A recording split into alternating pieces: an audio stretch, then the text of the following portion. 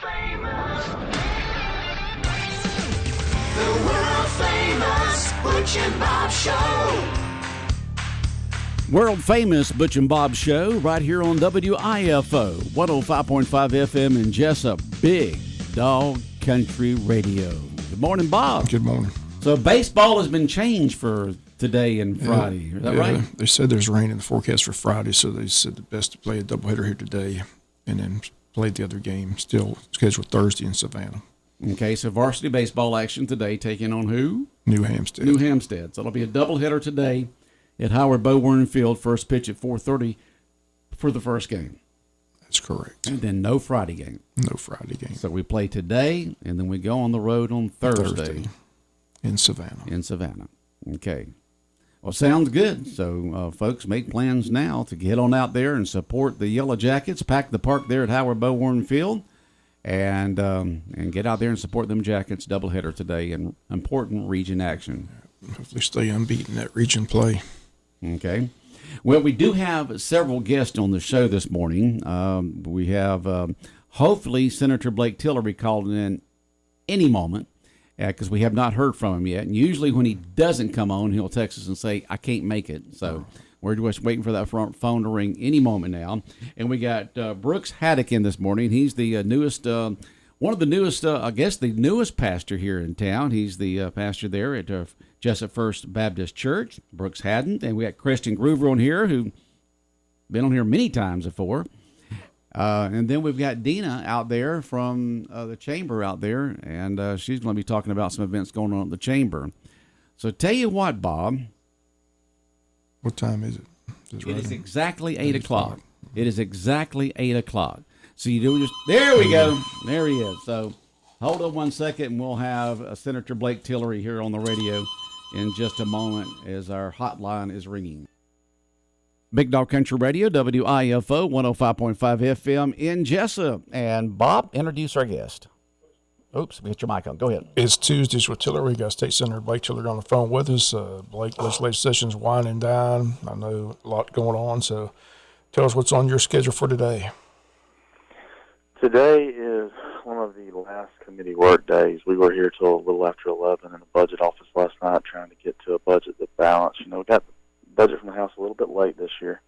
And then, of course, next Thursday, sine die, the end of session, which means the budget has to come out of the Senate by at least this Thursday. So we're cutting it close. It's gonna be a tight fit, but we're getting close enough where you can see the balance numbers where they would equal.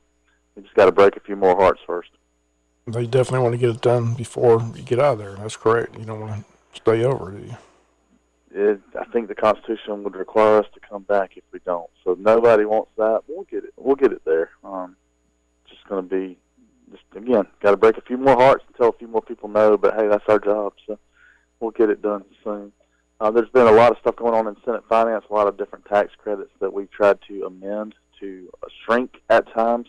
The Lieutenant Governor Burt Jones has been very, very consistent that his goal is to reduce state income tax overall, not reduce state income tax for any individual group or subset of groups or just because somebody can hire a lobbyist, which, you know, that's music to my ears. So that's what I've been saying for years. So he and I align greatly with that.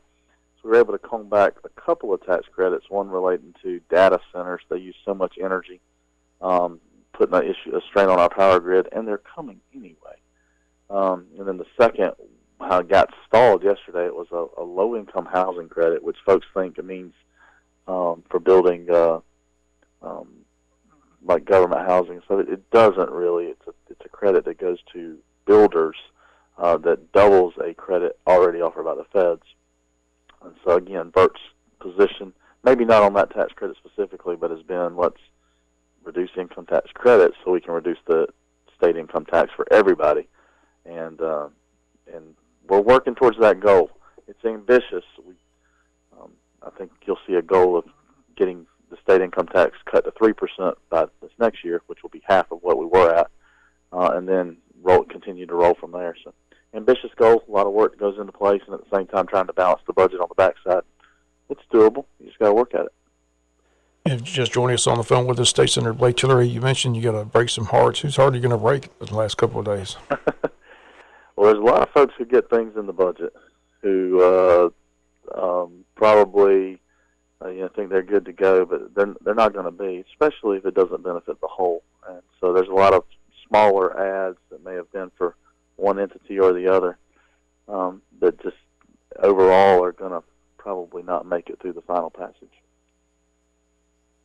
Any hotly contested issues before the session ends?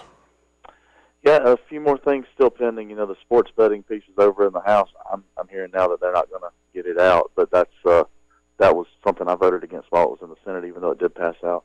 There's a hospital bill about, depending on which side you are, you either think it's going to kill rural hospitals or you think it's going to open hospitals' medical treatment up for more individuals and folks to be able to enter into rural markets more easily and provide more care.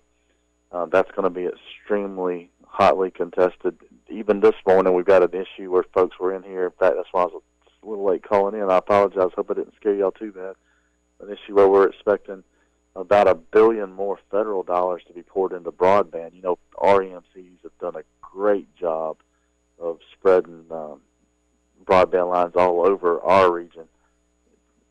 Totally saturating the market, doing a great job especially from where we stood in about 2020. So in 4 years, it's just been miraculous. But there are still some homes that aren't connected. Those homes that aren't connected are the harder to reach ones that are going to cost more per mile to get to them. And there's a battle this morning of who would have the upper hand on that one. I'm going to end up siding with the little guys. So we're working to work that out. There's also a pay raise bill for judges. It would take their state pay from somewhere around 150, 160,000 up to over 200,000. It will probably be debated and under a lot of contention. That's in one of my committees. That's in appropriations. So we'll have that battle Thursday as well, most likely. A lot of things still going on. A lot of things in flux. Another one that I hadn't mentioned that we are getting a lot of calls about is the pharmacies, independent pharmacists and PBMs, pharmacy benefit managers are in a tussle, in a fight about really the existence of independent pharmacies and their ability to survive. The PBMs corner the market and have the ability to push them out by setting rates. And again, if you wonder where I'm going to side, just look for the little guy. I'm probably going to be with them. I'm siding with independent pharmacists on this one. Tons more issues. I wish I'd done a better job of listing them out instead of paying attention in this committee this morning. But if there's anything specific, folks are always welcome to call or text. My cell phone number is still the same, 912-245-9915. But it's going to be a hot 2 weeks. It's been a hard session already, but the last 2 weeks will be they'll just be a multiplier on the pressure we've already seen. Well, again, stay safe in Atlanta. The Chamber's already got the post-legislative luncheon date set Tuesday, April 23rd, so we'll look forward to seeing you, Buddy, and Stephen at that event so you can recap the session. But wish you the best of luck these last couple of weeks, and, again, good luck. Thank you, guys. Look forward to talking to y'all next week as we wrap up this year. Okay. Thanks so much. Take care, Senator. Y'all have a good one. All right, State Senator Blake Tillery, our special guest this morning, Tuesdays with Tillery, right here on Big Dog Country Radio, WIFO 105.5 FM in Jesup. Bob, I guess we'll have him one more time next Tuesday before they wrap up the session Thursday week there in Atlanta. Well, we've got special guests in the studio with us. We got guests out in the green room. Let's go ahead and begin with our guest here this morning. We've got Creston Groover in here this morning from Jesup First Baptist Church. Good morning, Creston. Good morning. How are you doing? I am doing good, and we are just so pleased to be here with you all this morning. Well, you called and requested time to be on here. You've got an event going on at Jesup First Baptist Church. You got a new pastor. Introduce your pastor and talk about the event, okay? Our pastor is Brooks Haddock, and he has been with us since around the 1st of October, I believe, and we are just enjoying having him and welcoming him to the community, and this will be his debut on the world famous Butch and Bob show. Debut, debut. So we're we'll have to give him a T-shirt or something. That's right, exactly right. Brooks Haddon, the new pastor at Jesup First Baptist Church, First Baptist Church here in Jesup. And welcome to Appleton County, Brooks. Well, I appreciate it. It's exciting for us to be here. We are hoping to get moved over here pretty soon and really be able to embrace the Wayne County culture. Well, you really had to come a long distance to get to Jesup, didn't you? That's right. A whole 45 minutes from Alma. From Alma. That's exactly right. Which church were you pastor over there at? I was a pastor at New City Church. New City Church? It was a church plant that we started 13 years ago. Okay, and now you're at First Baptist here in Jesup, and how have you been welcomed here to the community? We've been welcomed great. The church has been phenomenal. The community has been phenomenal. We have been able to attend sporting events and some community events and trying to meet a lot of people and make a few connections, and even found out we were kin to a few folks. Well, that happens when you've got counties that are adjacent to each other. I've always said there's a lot of cross-pollination between Wayne County and Appleton County, so I guess there is between Wayne County and Bacon County. That's right. That's right. Yeah. And tell us a little about your family that's coming here with you or that is here with you. Yeah, so my wife, Allison, we've been together since our 10th grade year of high school, and we have two daughters, Sophie and Piper. Sophie is a 6th grader, and Piper is a 3rd grader. Very involved in sports and all kind of stuff. So they're all excited to change from the red and black to the black and gold. And from the high school, folks, Bacon County, Wayne County. That's right. High school. And elementary schools and middle school, the whole thing's all Yellow Jackets. Yep. Yeah, that's what's a good thing about living in communities like Bacon County and Wayne County. You have one set of school systems, one high school, and everything feeds in that. So we feel like we're all Yellow Jackets, no matter if we're in elementary school or high school. That's exactly right. I mean, we grew up as Red Raiders in Bacon County, the same deal. I kind of joke with people a lot that Jesup's just a bigger version of Alma. So. Yep. And tell us a little about your history. This is Brooks Haddon, the pastor that's been on there at First Baptist Church in Jesup since October. Tell us a little about your history, your teaching, your growing up, that kind of stuff. Yep. So moved to Alma in middle school. Was raised at First Baptist Church in Alma. Wound up after high school getting a golf scholarship to Georgia Southwestern and Americus. Spent 2 years there until the Lord really began to stir in my heart for ministry. Moved home, went to Bruton Parker, graduated from Bruton Parker, went on to Liberty University for my master's, and throughout that time wound up being able to work at our home church, First Baptist Alma, until the Lord led us to plant New City Church in Alma. And again, we were there from 2010 until April of 23, so 13 years. And then the Lord allowed us to come here. We are very big on just preaching the Bible, letting God's words speak and letting that change hearts and lives. Okay. And that's the hope. That's the goal. All right. Check him out, Brooks Hackett. Brooks Haddock, I got that right? That's right, Haddock, like the Haddock. fish. Yeah, Haddock. Brooks Haddock, the pastor at Jesup First Baptist Church. And Creston, y'all got an event coming up you said you wanted to talk about. We do, and it's kind of the culmination of a week of events. Holy Week is coming up, and this is always such a special time in the life of the church. And it starts on next Sunday, Palm Sunday, with Jesus' triumphal entry into Jerusalem, and then goes through the week of the events of the crucifixion. And there's several things going on that's not just at our church, but we participate with First United Methodist in the Holy Week luncheons Monday through Thursday, and then we will have a Good Friday communion service on Friday at 6 p.m. But then one of the things that Pastor Brooks wanted to bring into the mix for Holy Week was an Easter block party, just a time to get families to come together, and we'll have some events for the kids and everything. And so this was kind of his vision, so I will let him talk to us about the Easter block party that's happening on Saturday. Okay, Pastor? Yeah, so a lot of what we do sometimes in churches is in reach, but it's important at times to do outreach, to get out into the community, to let people know who we are, to love on our neighbors. And that's the idea with the block party, is to provide a time where families can come together. We'll have inflatables, hot dogs, snow cones, all kind of different games and activities that families can come and enjoy.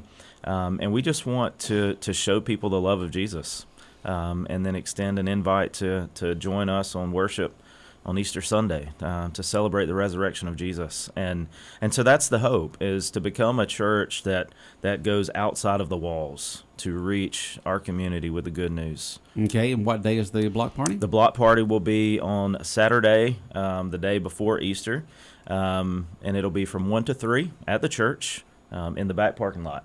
Okay. A block back park. Block party. That's right. That's whatever right. you want to say. A block party back parking lot party. There you go. There from 1 to 3. I got it out. 1 to 3 o'clock there at First Baptist Church in Jesup on Brunswick Street. Yep. And then we would love to have anybody come on Friday night to the Good Friday service as well. And then if you don't have a church home, to come celebrate on Easter Sunday with us. Okay. Worship is at 10:30. All right, 10:30. Yes, sir. And he promised to have you out there by 1. Is that right, Christian? That's right. Absolutely. Just kidding, folks. Just kidding. Maybe. Oh boy! When was the first time that you stepped inside First Baptist in Jesup?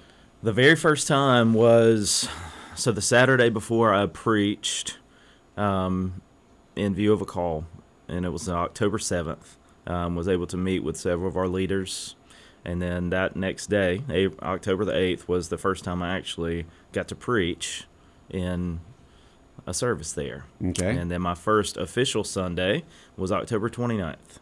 Okay. So, and it's been Annie Get Your Gun ever since. It's a beautiful church there. It is. It's beautiful. absolutely gorgeous.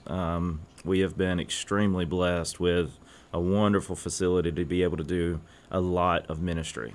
And that's one thing that's really shocked me, is there are so many ministry things happening that most people don't even realize are happening. I joke with people all the time. There's usually stuff going on that I don't even know about, which is amazing to see how our people are serving our community.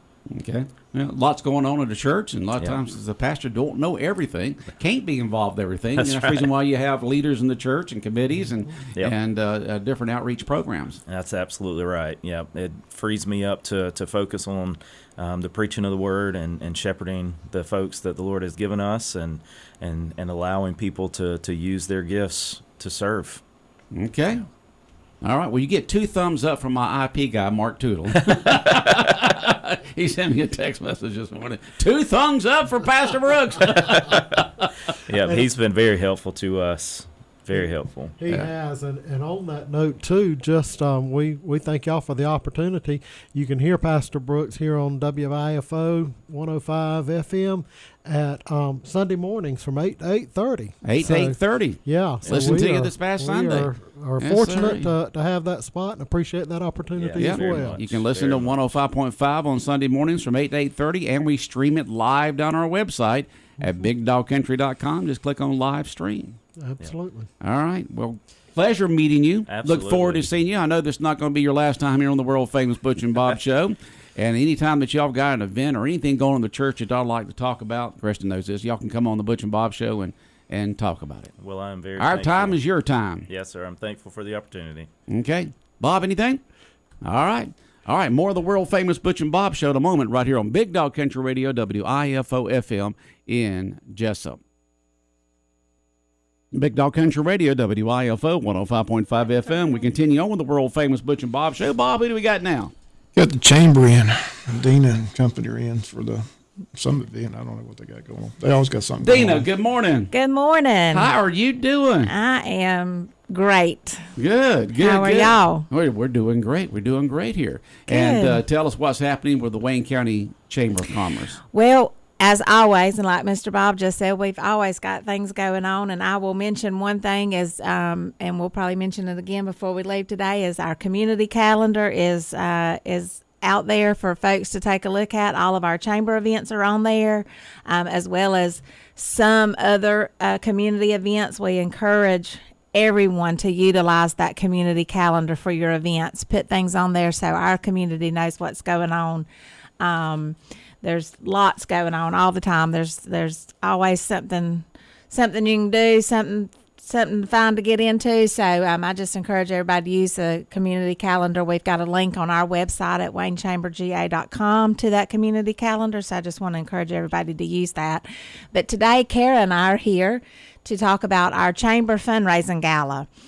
So historically, we have had Taste of Wayne. Everybody is familiar with our Taste of Wayne. That's our largest fundraising event that we have done for several years. And this year, we have decided to change it up a little bit. So we've actually changed the name of it. It's just the Chamber Fundraising Gala. It's going to be very similar to our Taste of Wayne event, with the exception of we will not have our restaurant vendors coming in and bringing food. We have, the last few years, seen a decline, at no fault to our vendors, but the price of food is going up. Our vendors are having trouble finding employees to work on regular hours, and then we ask them to come for Taste of Wayne and bring a whole nother set of staff to run that booth at Taste of Wayne. So it's just been a struggle for our vendors, and it's been a hardship on a lot of them. And frankly, they just haven't been able to participate like they used to. So we decided it was time to change up a little bit and do a little something different. So this year it is called a Chamber Fundraising Gala. It's scheduled for Friday, May the 3rd from 6 to 10 p.m. It's going to be at Pine Forest Country Club. We're going to have a night on the island. That is going to be our theme this year. So it's going to kind of be an island theme. It'll be kicking off early summer by that point. So we're looking forward to some great weather.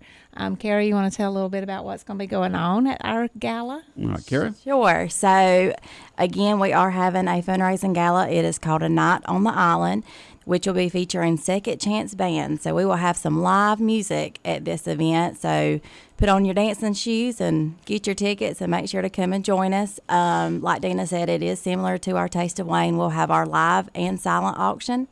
We'll also be doing a 50-50 cash raffle. We'll have a cash bar and then a grazing table for everyone to snack on throughout the night.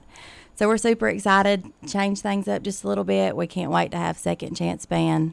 Everybody come out. Grazing table. Grazing table. We're going to graze while That's we're right. there. Huh? Yes. Okay, now you're going to have somebody cater, or just how you going? All the food will be provided by Pine Forest Country Club. Okay, Pine Forest Country Club right. providing the troughs to graze in, right? Yes, exactly. sir. Right. It's like a huge charcuterie board. So I don't know if you guys have, they've had several events over the last few months, and Miss Liz and Miss Felicia have done a wonderful job preparing these grazing tables.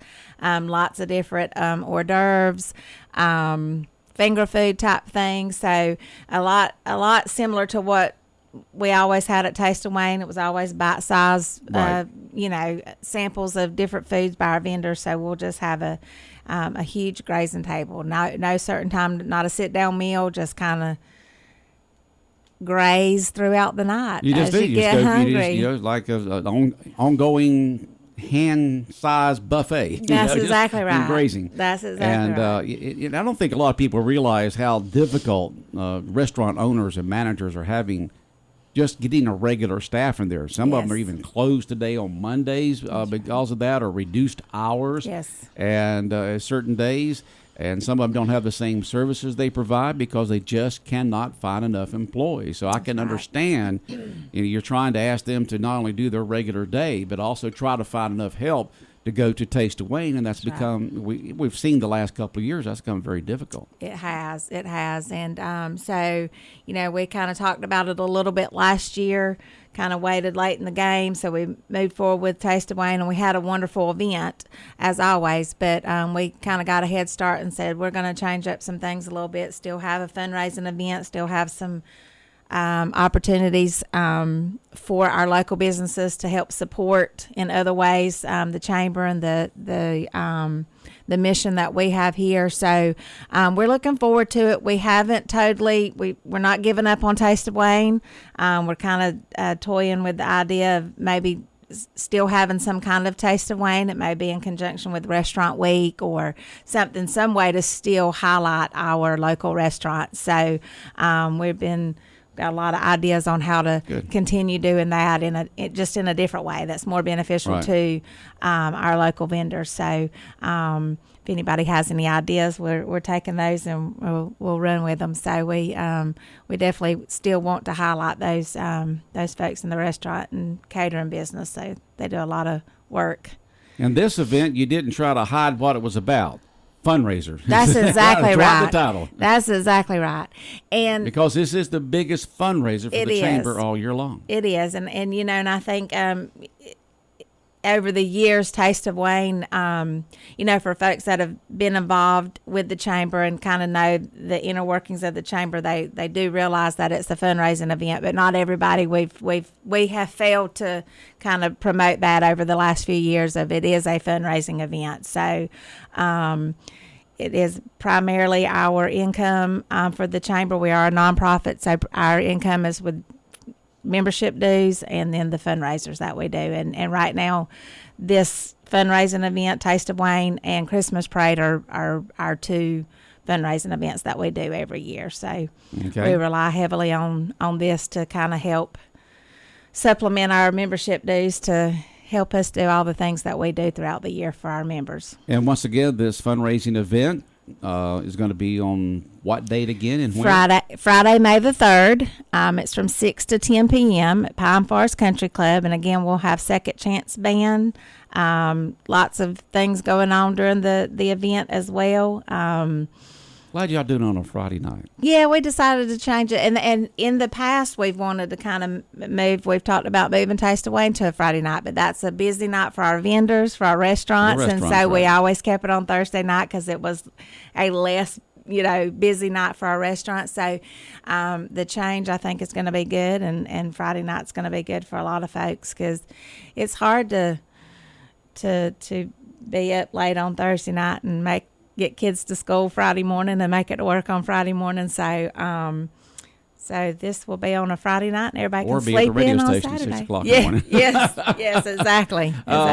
So what else does the chamber have going on? Now y'all got a ribbon cutting coming up? We do. We have a couple of ribbon cuttings scheduled. We've got one, I didn't even write any of them down, Thursday, the 21st at El Dorado, Japanese and Mexican cuisine downtown. So we'll be doing her ribbon cutting at 5 o'clock. Come out and support Brittany and her crew. They're doing a great job there. Next week we have Knox Pest Control, and that will be at the chamber. I think that's on Wednesday. Also, next Wednesday we have our Career Expo that'll be at Coastal Pines Technical College. So if you are looking for a job, know anybody that is looking for a job, please share. We'll be at the college. We have about right at 30 different employers from all over Wayne County that are coming to take applications, tell you about all their job opportunities that they have. So that will be next Wednesday, 3 to 6 p.m.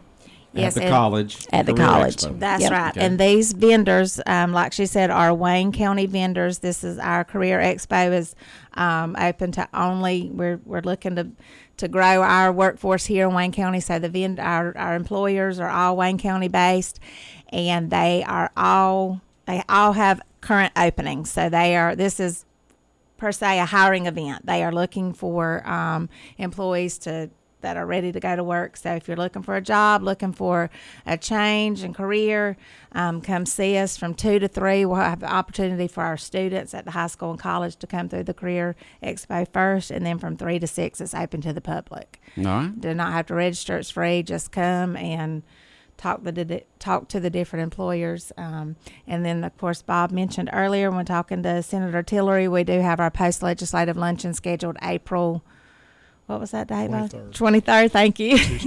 11 a.m. at the college as well. We'll have Senator Tillery and Representatives Meeks and Buddy DeLoach. Yes, they'll all be coming to share with us what took place during the session. So always a good event to hear from them, and we're blessed with those three guys representing our community. So, all right. Anything else going on with the chamber there, Dina, Kara? I don't think so. We've Just got busy. plenty of sponsorship opportunities for anyone. If you're interested in spotlighting your business, do contact us, especially for our fundraising gala that's coming up. Plenty of sponsorship opportunities, and we are accepting donations for our silent and live auction. So if you're interested, give us a call. I told y'all we had plenty of time to get all three on. It's 8:30 right now. Look at there, right We on got the Blake dot. Tillery on there. We had folks from First Baptist Church in this morning. We had Yes. y'all. We'll finish it up right on time. Right on time. Yep. All right. Hey, Well, you well, we ladies take care. appreciate We'll it. see y'all in a couple of Yeah, weeks. we'll Is be that back right? in a couple of weeks. Couple Or of weeks, we'll somebody see will you. be. You'll Somebody see will some be of here. some of our committee members that help plan the gala. They'll be coming in to talk a little Before bit. y'all leave, just want to thank the chamber again for the push for the SPLOST. I know the county was very appreciative of what the chamber did. I told people that brochure that y'all put out had all the information that Yes. people needed, and it was very helpful to a lot of people, or a lot of good comments on it. So just want to say kudos to the chamber for stepping up, supporting the SPLOST, and Absolutely. putting that brochure out. It really helped a lot of people. Yes, we were very pleased that it passed for sure. Okay. Yep. Y'all take care. See All you in a right, couple of thank weeks. you. All righty. That wraps up the world famous Butch and Bob show here on WIFO for this Tuesday morning, the 19th day of March. And it's brought to you by O'Quinn and Associates, Murphy Builder Supply, Vans Barbecue, and First Southern Bank.